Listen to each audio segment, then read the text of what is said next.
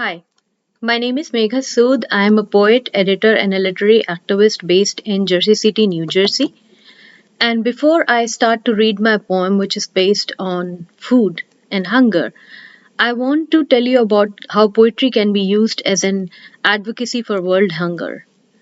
Before that, I want to read out the statistics for world hunger as of 2024, which is published annually by a concerned worldwide organization. It states that the world produces enough food to feed all of its 8 billion people, yet 733 million people go hungry every day, which is 1 in 11. And second, that 2.8 billion people around the world cannot afford a healthy diet, which is 35% of the global population. Poetry can be used as an advocacy for world hunger as it stimulates empathy, and empathy is needed to achieve the social justice. Poetry can tap into people's emotions by depicting the experiences of those facing hunger, creating a deep understanding and empathy for the issues that statistics alone can never achieve. By sharing poems about hunger, poets can bring people together to discuss solutions and mobilize action in their communities. Poetry can also be used in social advocacy to raise awareness among your local policymakers, decision makers, urging them to implement policies which are aimed at addressing food insecurity. Poets can also use their work to critique systems that perpetuate hunger, exposing inequalities and injustices related to food access. Powerful poetry can motivate individuals to volunteer, donate, or support initiatives aimed at combating hunger. Furthermore, poets can partner with organizations like your local and state food banks and NGOs fighting hunger to create content and amplify their message. Now to the poem. The poem is called Ingredients for Happiness. They say kindness comes from the heart, but hunger pierces a man the most. My mother always said.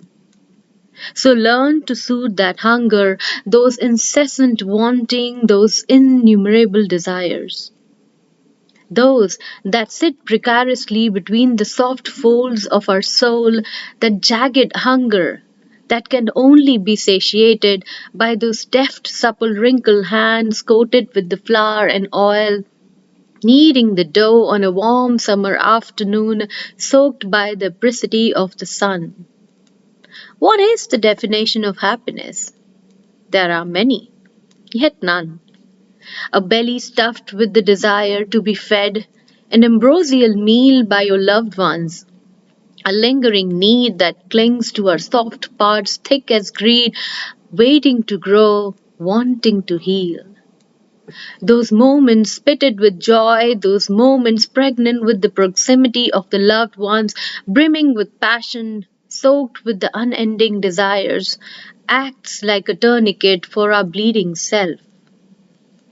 As we gather around the whistling teapot, surrounded by the verdant greens of Aya, embellished with the soft pockets of clouds floating carelessly on a warm summer afternoon, suffused with healing and nostalgia in equal measures.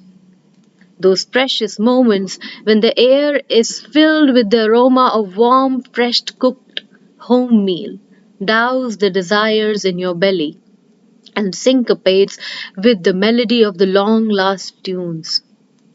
What more could a heart want than to be around the kitchen table, a sole witness of our contentment and wanting for times unknown, where every grain of the wood is ingrained with the little joys and nostalgia of life, lived to the brim, stripped of its loneliness, brimming with unmeasurable elation of being together as one family, kneaded like a lump of dough, as a dollop of the milky white moon, waiting to rise out of together, out of warmth, together. Thanks, everyone.